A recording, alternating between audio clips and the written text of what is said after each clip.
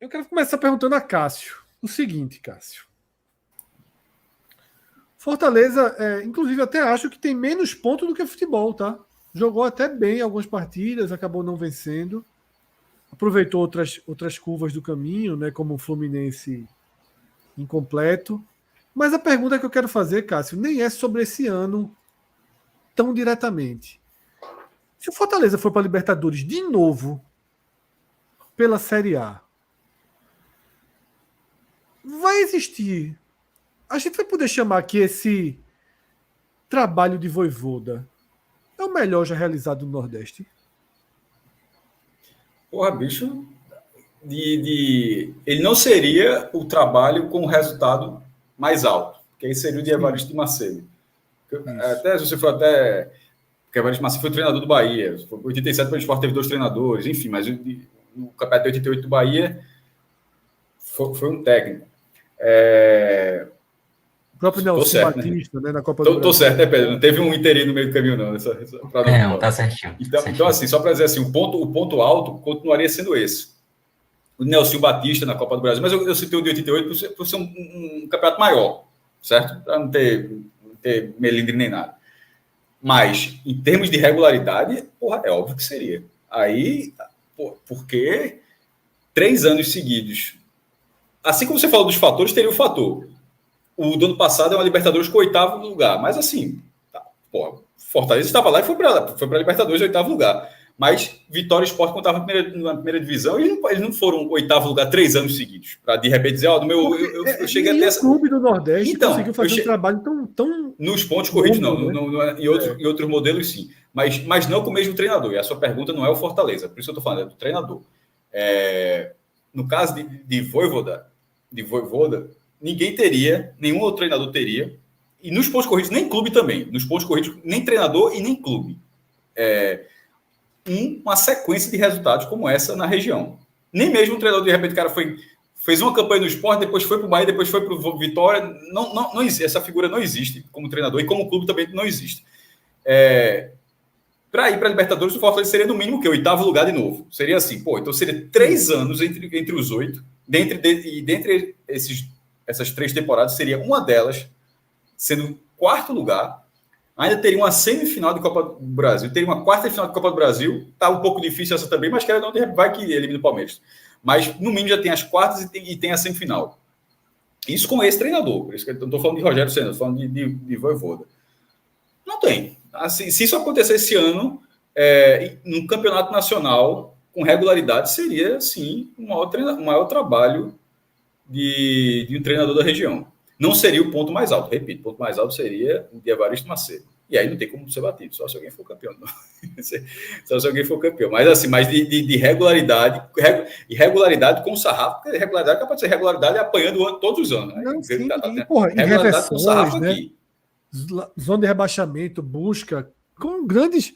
Você tem grandes histórias, né? Porque, tipo, ano retrasado foi 4º. Por si só, jogando história. Ano passado é uma retomada no campeonato, que é uma grande história também. Cauê, queria tua visão, assim.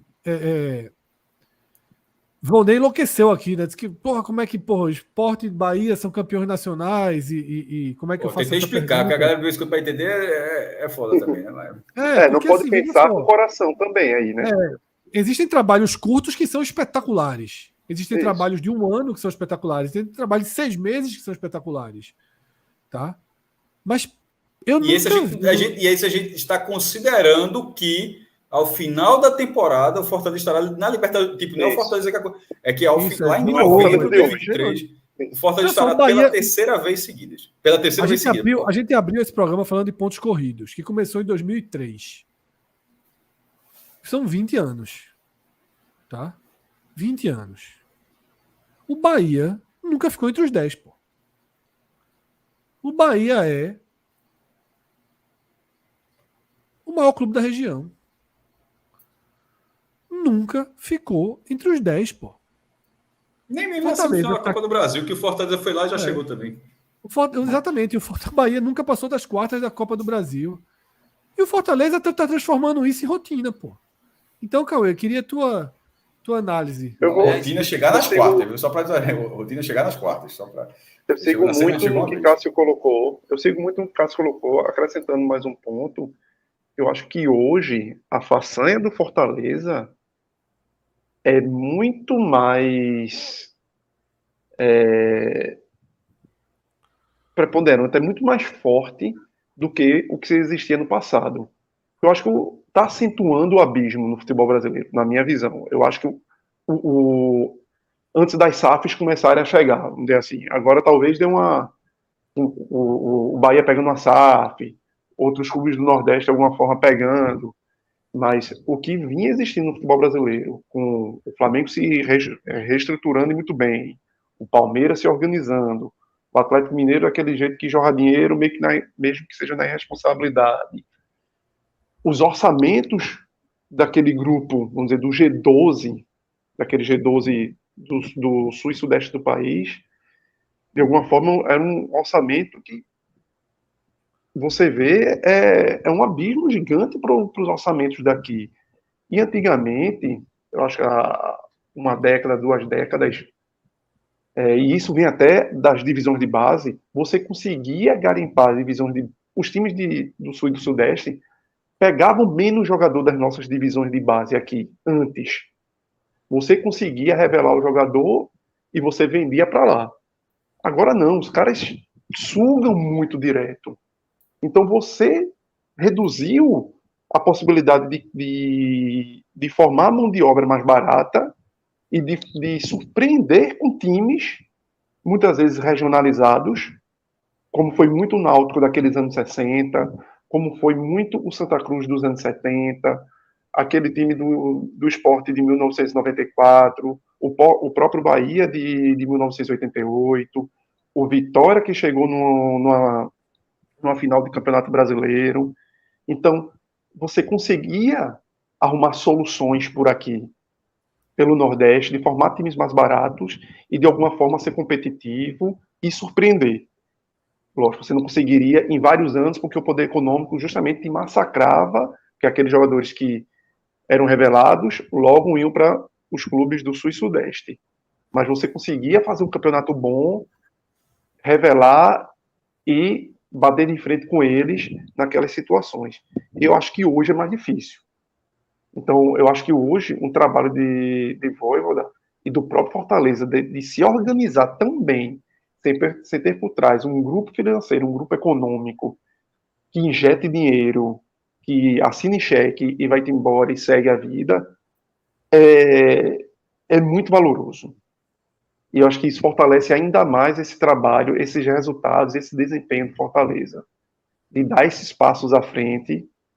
Lógico, a gente sempre olha com muito medo de que não repita um passado recente do Sport, que não se repita um passado recente do Bahia antes da SAF, com Belintani, que dá indícios de dar um passo a mais, de subir um degrau pelas próprias pernas. Eu acho que isso já aconteceu, viu, Cauê? Acho que ele já subiu com muito mais solidez do que Sport e Bahia. Sim, eu acho que já ultrapassou isso. Sim, tipo, se cair agora, se fosse rebaixado, não seria que deu um passo maior, não. Não seria... Eu acho que foi o primeiro clube do Nordeste a romper essa barreira. Eu confio nisso. Mas é porque muitas vezes a gente só enxerga, assim, a gente só tem o concreto quando acontece. Mas eu acho que hoje o Fortaleza não dá indícios de sofrimento do que sofreu o Sport, do que sofreu o Bahia. Não dá indícios, porque parece ser algo muito organizado, algo muito bem trabalhado. Vai fazer, provavelmente, 2 vendas aí, serão talvez as 2 maiores vendas da história do futebol nordestino. Então isso, se você não partir para uma loucura para rasgar dinheiro em contratações, te deixa uma cama ali muito tranquila para, numa tragédia, você não passar aperreio. E outra, é uma dívida, é um clube que também se organizou financeiramente para se encontrar nesse momento sem tanta dívida, sem tanto passivo. Isso termina não te estrangulando, não tendo tantas dívidas a médio e curto prazo, que quando você cai para uma série B, é uma degola gigantesca de recursos, e se você não tiver um colchãozinho ali minimamente organizado, você dança. Então, por tudo isso, eu acho que o Fortaleza, nesse âmbito geral, somando tudo, e com esse trabalho de Vojvoda, e, lógico, confirmando a nova Libertadores, para mim, realmente, consideraria o melhor trabalho a longo prazo de um único técnico no time nordestino. Minhoca? A minha dúvida é se já não é, sabe? Porque qual outra comparação a gente vai conseguir fazer? Qual a chance de um clube do Nordeste fazer um trabalho com um treinador, como conseguiu ali no primeiro ano, 2021, né, 4º lugar, e não perder esse treinador? Isso é até comum acontecer com outros clubes, né? Mesmo que não sejam nordestinos. Mas de vez em quando tem ponto. O Sport perdeu o treinador para a seleção brasileira. Assim, não é isso que eu estou dizendo. Não tinha como não perder o treinador. É que quando você faça muito sucesso, a chance é de você perder essa pessoa que foi responsável também por isso. Mas eu acho que, claro, a gente está falando do Vojvoda, mas também tem a questão do próprio clube, né? O Fortaleza vem sabendo acertar em muitas coisas de futebol, como no ano passado, né? A manutenção do Vojvoda foi um dos pontos importantes. Mas a contratação também de muito jogador que chegou com status de titular também foi muito determinante. Claro, obviamente, com o aval do próprio Vojvoda. Eu vejo que... como é que você vai imaginar que aquele time de 2021, que tinha um ataque com o David, com o Robson, o meia era Matheus Vargas, como é que você coloca esse time na 4ª colocação, pô? Sabe? É muito difícil imaginar que um treinador consiga fazer algo parecido. E ele vem a cada ano superando obstáculos. Por exemplo, essa queda que o Fortaleza ficou, né, 4 jogos sem ganhar na Série A, era algo que eu já até citava antes. Olha, isso vai pesar. Como deve estar pesando para o esporte, né? Assim, a sequência de jogos, uma hora pesa. Não dá para repetir sempre o time titular. E aí você ter o elenco como o Fortaleza tem um elenco esse ano, é fundamental. Mas mesmo assim, tem viagens, né? O Fortaleza teve uma sequência muito pesada, que foi Corinthians, depois São Paulo, depois Grêmio, depois Palmeiras e tudo mais. Então pesa muito para uma equipe ter que administrar. E o Vojvoda não é, né? Assim, diferentemente do Rogério Ceni na época, que sempre alegava, era o tal discurso que o Pedro mencionou lá, que Paiva muitas vezes fala, né? Pô, cara, a gente tá pegando o Palmeiras aqui, foi o jogo até de estreia de 2019, que o Fortaleza tomou um 4-0 do Palmeiras, né? E ele falou, pois é, foi o choque de realidade da gente começar a competição. Mas o próprio Vojvoda muitas vezes é questionado de algumas escolhas que ele faz e tudo, mas eu não tenho dúvida que trabalho como esse eu nunca vi no Nordeste. Eu nunca vi no Nordeste como o que o Vojvoda está fazendo nesses pouco mais de 2 anos que ele está no comando. É algo muito acima, muito acima. Até porque, se eu não me engano, o Cássio deve ter aí no blog dele as campanhas de turno, né? Eu acho que ele está com dos 3 melhores, ele tem os 2 deles, se eu não me engano. Não, nos pontos corridos não tem dúvida, não. A dúvida é nos pontos corridos. Não, dos turnos. Não, então, mas nos pontos corridos, turno, retorno, não há dúvida sobre o trabalho. Eu acho que não cabe nem discussão sobre o que Vojvoda já fez, não. Eu só estava voltando mais para o passado. Eu acho que essa pergunta, essa pergunta, Minhoca, ela extrapola os pontos corridos, porque nos pontos corridos ela pergunta até direta. Nos pontos corridos ele é o maior. Então, os resultados mais. Primeiro, ele tem um resultado mais expressivo. Ele foi 4º lugar. Ele tem. Aí, o outro ano dele é ter sido 8º. Depois de recuperar uma lanterna de um turno, de pegar a Libertadores de novo. A pergunta, acho que dá uma pesquisa, a gente dá uma pesquisada, até, tudo que foi responder aqui foi um pouco de cabeça, né? Mas assim, de todo mundo, assim. Mas é você voltar para o passado, no passado, analisando o contexto de como era na época, eu acho dessa forma, porque realmente nos pontos corridos ele já é. A pergunta de Fred, eu acho que foi de uma forma mais extensa. Total. Me pergunta, inclusive, ela em algum momento, que a gente pode voltar a essa pergunta se concretizar no final do ano, ela em algum momento deve ser colocada para mim como lado a lado com Evaristo foi campeão. E um cara que levou 3 vezes. Mas é porque Evaristo. Mas veja só. Mas Evaristo mas não é foi campeão agora, com o Santa. Não, mas, porra, primeiro Evaristo tem o título. E tem o 5º lugar com o Santa, num campeonato onde ele ficou 27 jogos sem perder. 27. Mas eu tô falando em sequência de trabalho dentro de um único clube. Eu tô falando em mau treinador. Mas lembra que eu tinha falado no começo. estou recortando o seguinte. Você está afunilando muito, mas não, tudo bem, mas eu estou respondendo, pelo menos, quando eu respondi no começo, você não me corrigiu. E eu falei exatamente isso. Eu ainda disse exatamente assim. Um treinador, ou um clube, eu falei, ou um clube, ou um treinador no clube, ou um treinador em clubes, eu ainda dei esse exemplo, clubes diferentes na região. Qualquer recorte desse não há. Aí o de Evaristo você consegue ter elementos aqui. Mas aí eu posso tirar o recorte de Vojvoda e trazer o de Marcelo Paes e falar se é o maior presidente. Mas eu não estou forçando isso. Estou dizendo o seguinte, porque a gente está caminhando, mas está muito no início do Brasileiro, mas a gente está caminhando dentro do cenário muito factível, e essa é a pauta, porque é muito factível, para ver um clube do Nordeste. Como eu escutei. Bola tem. É, muito factível para ver um clube do Nordeste simplesmente se tornar habitué de Libertadores. Se tornar um Atlético Paranaense. Um habitué de Libertadores. O Atlético Paranaense chega muito mais longe. Falta a Fortaleza. Mas é assim. Esse bicho tá foda hoje, isso mesmo. Eu tô usando a palavra que tu usou, habitué de Libertadores, pô. Assim, o Atlético Paranaense era o clube de... Porra, é porque tu tá falando como se a gente não soubesse que tem uma diferença. Tem uma diferença, mas a questão é, o Atlético Paranaense é o clube de fora do eixo e que virou o habitué de Libertadores. Não impressiona. O Atlético está na Libertadores já não é muita pauta, não. Assim, não é verdade? Sim, não é pauta nenhuma, mas perfeito.